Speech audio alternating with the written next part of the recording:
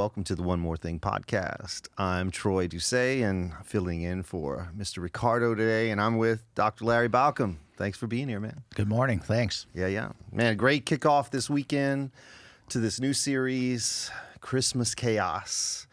So why, I guess my first question is, like, what was in your mindset as to, most churches will do, like, the whole Christmas theme, Advent.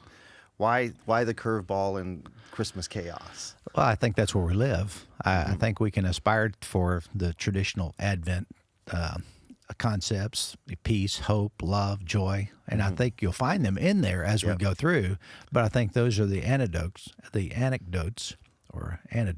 the crisis that goes on. So if you want to find a way through the chaos, you'll find that this week we talked about hope. I think hope is the way we find our way out of the mess. That's good. That's good. Why? What would you think? Like, I guess the question is, most people's lives, I'm speaking for myself, are chaotic throughout the year. But when you get to Christmas, there's almost this heightened sense of awareness about the reality of the chaos. What do you think is it about the Christmas season that brings the chaotic to the forefront of our lives? I think it's just the overwhelming aspect of what's going on in our world. I mean, we're trying to do so many things today. We have so much information, more than we've ever had. And Christmas is a time that it's a season that I want to be joyful and giving and peaceful.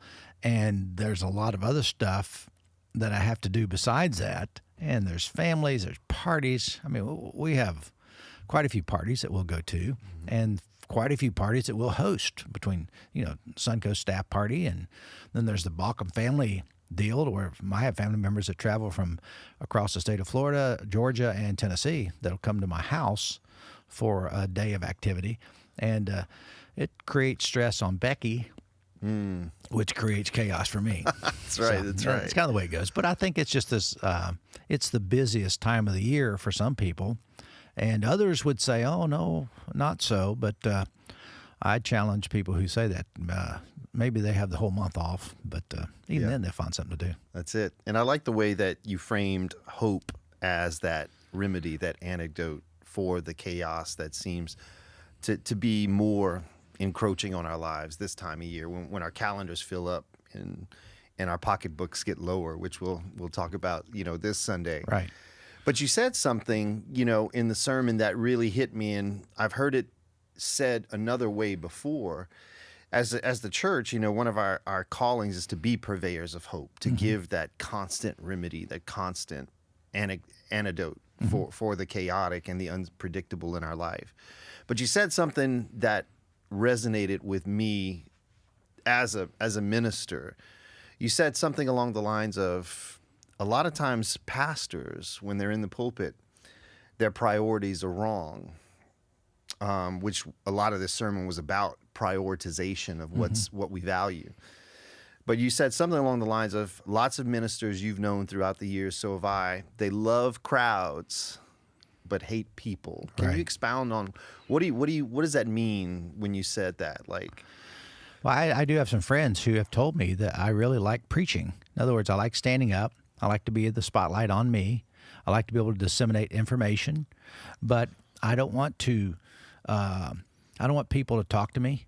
I don't want to do any kind of counseling, which I understand that too. But sometimes it's not professional counseling, but it's hey, let's have a cup of coffee, or let's greet people. I know many pastors, and probably the majority, who isolate themselves before a sermon because they don't want to get the energy drain. When you get up to give energy, what you don't want to have happen, someone come to the Grand Hall and say, oh, I just found out, everybody in my family died of one reason or another, I just got kicked out of my house, and they want you to console them and comfort them. And I understand the logic behind the isolation, and I'm not throwing rocks at my friends who do that, but it just is not my nature. Right. My nature is I really enjoy people. I really love to be around them. I like to hear what's going on in their lives. And if they have something that's really heavy, sometimes I'll hand them off to somebody who, one of the other staff, say, can you pray with her or something about that?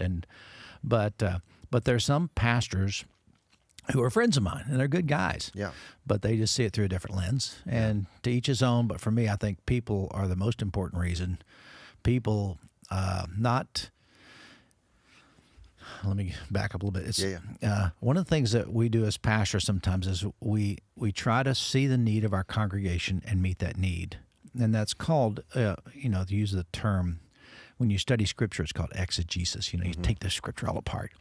But some people never exegete or take apart their congregation and see what they really need. So sometimes, and I use this metaphor, it's like the scratch. I'm itching somewhere.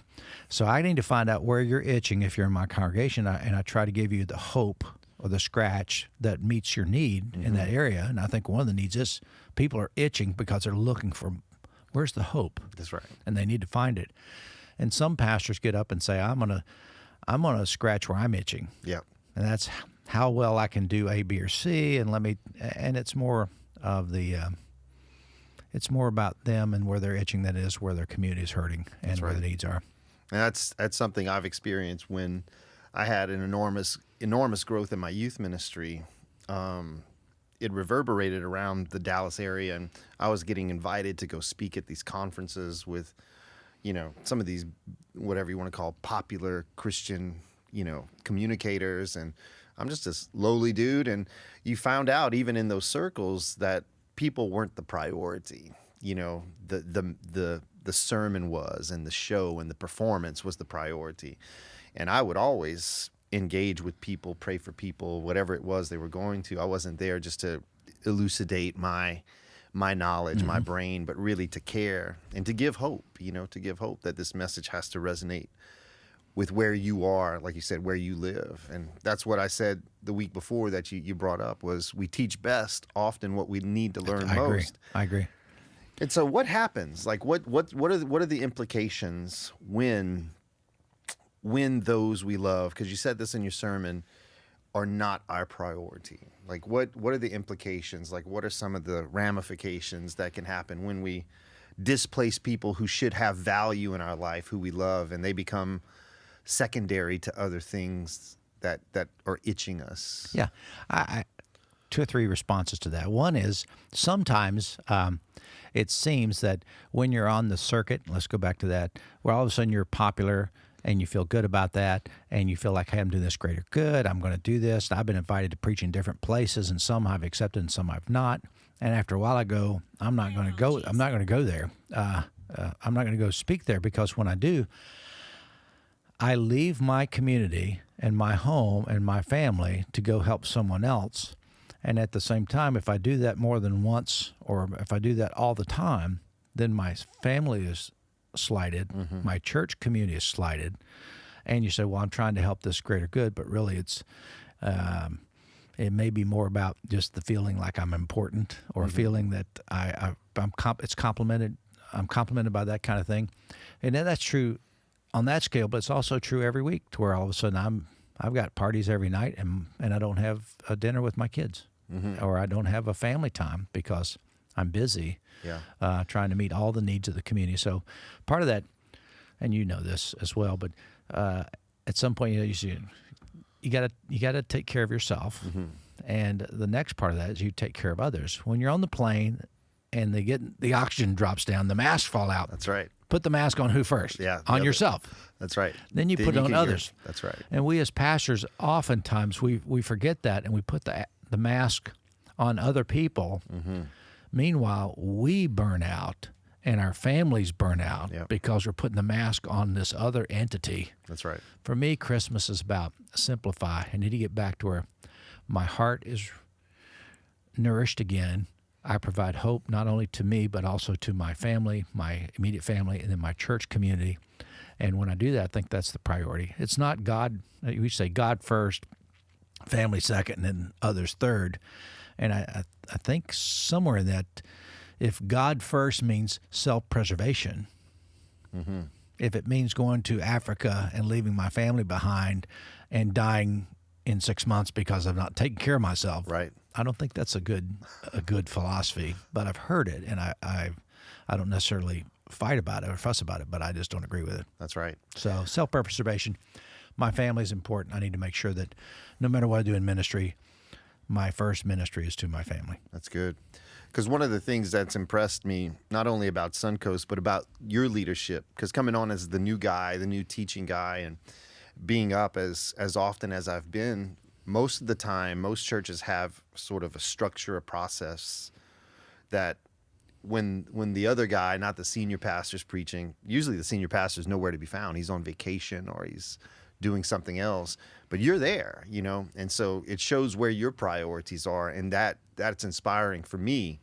It's also pressure for me because I know you're in the room listening to the sermon too at the same time, and you're not off, you know, doing your own thing. And I think that speaks to your leadership style and what your priorities are, and the hope you have set for this culture and this community. So one more question. I've heard it said this before, that beliefs don't determine our behavior, but our values do.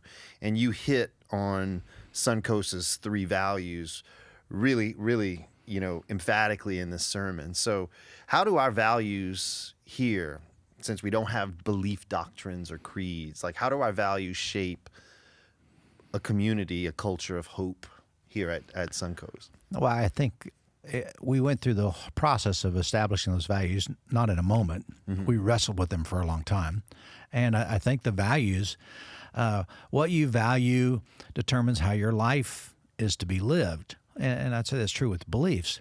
If you value your beliefs above all else, mm-hmm. then your lifestyle will reflect your beliefs. But if your belief in God is an angry tyrant God, and you live your life as an angry tyrant person, yep. You go, is that really the appropriate way to live my life? Is that appropriate understanding? So I'm not as much on beliefs as we've discussed many times, but I do think the values determine who I am. Mm-hmm. And I think if I were to create some other values, one of them this weekend would have been simplify. Yeah, we just got to make it simple. It doesn't need to be political. It doesn't need to be harsh. It needs to be uplifting, loving people, caring for them. And I think if that's a value, it's seen in the way you live. That's right.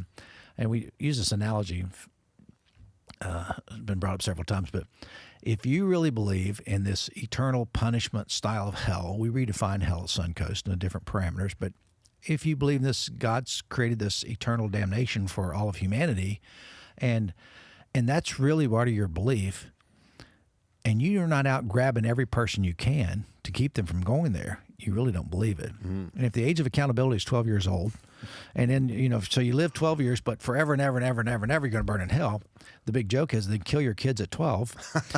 Therefore, they'll live forever with God. That's right. It's totally illogical, mm-hmm. and it doesn't make sense, but those are beliefs that sometimes we don't really believe them. Mm-hmm. But we have them. I challenged, you really believe in that? Oh, yeah, I do. And I go, right. No, I don't think so. You show me your life, and I'll show you what you value. That's right. And I think the values determine, that's kind of the motivator for how I live. That's awesome, man. Well, it was a great weekend. Looking forward to continuing the series. I'm looking forward to you being up this week. Yeah, it's gonna be good. It'll be chaotic. It will. It will. We got some surprises, and I'm really excited to be up this weekend. And again, just hope it's inspiring hope. You know. Yeah, so we hope it inspires hope. It will. But I think also we do a shameless plug for Christmas Eve at this point, too. That's right. We'll repeat this over several times. But Christmas Eve, multiple services, fantastic, one of the highlights of the year. And right in the middle of your busy schedule, we say this is a simple 45-minute, come casual, experience this, and make it a part of your Christmas Eve celebration. We think it's important. And what's the theme? Picture Perfect Christmas. That's right. That's right. Good. You got it. Can't wait. Awesome. Thank you.